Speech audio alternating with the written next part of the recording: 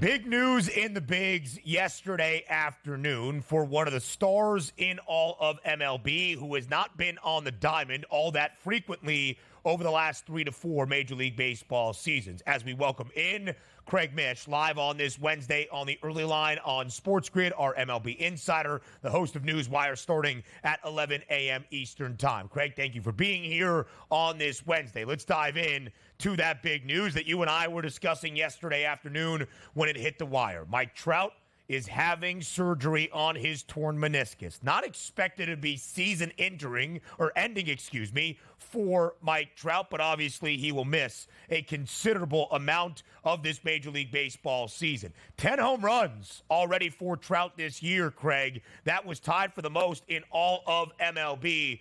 What does this mean for the Angels? What does this mean for Mike Trout's time in Anaheim? It's really complicated because of the contract that he has, and he's the best player in baseball over the past decade. But this does feel a lot to me like the beginning of the end of Ken Griffey Jr.'s career, too, where Ken Griffey Jr. was the very best player in all of baseball for an extended period of time in Seattle. A very short period of time in Cincinnati, and then the injuries just caught up with him, and the guy couldn't play 100 games. But he had done so much over the course of his career that he was not only a first ballot Hall of Famer, but one of the greatest to ever play. I think Mike Trout is in that category. But the Angels, unlike the Mariners at that time, are going nowhere. And they're not a good team. They probably should have hit the reset button after Ohtani decided to leave. They did very little this offseason. They had a relief pitcher. He got hurt almost immediately. And I know it's a very big market, and it's hard to do that, Ben, in Los Angeles. Like, you can't tell fans that when they could drive 30, 40 minutes, as you know, and go see a game at Chavez Ravine where the team's spending $700 million. But the Angels farm system is bad. Trout was having a great season. It's a sad outcome, of course. He was stealing bases again, too, which, certainly showed you how much he wanted to play. But I do wonder if the best outcome for him would be to check back sometime in July and hope that he is healthy. And if so, maybe the Angels could find a trade partner, because I think that would be the best for both sides. It's been wild, the career that he's had, because obviously multiple MVPs. Yeah. And if he just stayed healthy, he might go down as one of the single best baseball players in the history of the sport when it was all said and done. We'll see what he has in the future, but they've tried multiple things. Pujols, Hamilton, surround them with superstars. Then you get into, obviously, modern day here with us, where you take a look at Shohei Ohtani was with him again, and Anthony Rendon. It just hasn't worked out for Mike Trout in Los Angeles, playing that second fiddle to the Dodgers. So let's just say he does rehab, and he does come back healthy. Which teams would you think here, Craig, might be suitors for Mike Trout? And also, what's the price of Mike Trout? Because so many times we take a look at, like, Mike Trout's not at the end of a, let's just say, a 3-year contract where he has another year and a half where you can keep him under control. This is a monster contract for an aging player that's been injured. Still could be a superstar, but is there a market for that, Craig?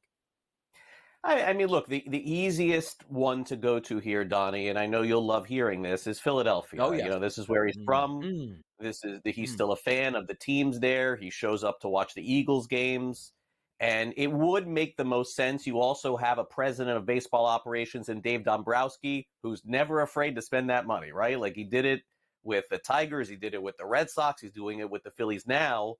But that's a lot to ask for a team to take that on until 2030, $30 million a season. Yeah. So I guess I wonder if the Phillies were able to send a prospect back or two, if the Angels would be willing to spend some money to say goodbye to him. And look, it's a very uncomfortable situation to have because, again, as you said, you're talking about the best player in baseball over the past 10 years. But that stadium is sold out almost every night. People go to those games. This is where he's from.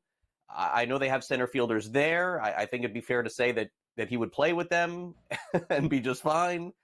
So that would be a phenomenal homecoming story if it ends up happening. The other team that I would look at potentially would be like the Cubs maybe making a push.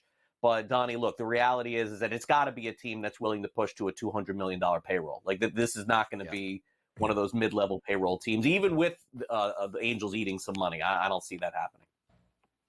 Yeah, as our producer Joe Frizo shared in the commercial break, Craig, when you asked it, owed $35 million through the remainder of his contract each and every year on an annual average salary basis through 2030. But I hope you know what you just did for Donnie Rightside. He is taking that. Yeah. Sources tell me that Mike Trout is in trade talks with the Philadelphia Phillies. Donnie is going to get all of South Jersey and Philly riled up on this Wednesday morning. It is crazy, though, the complicated legacy of Mike Trout. No real success from a team perspective, but individually, 3-time American League MVP, 11-time All-Star. He has led the league virtually in every single category offensively, but has only played more than 100 games once in the last 4 MLB seasons. Does not seem as though he'll reach 100 games this year either in 2024.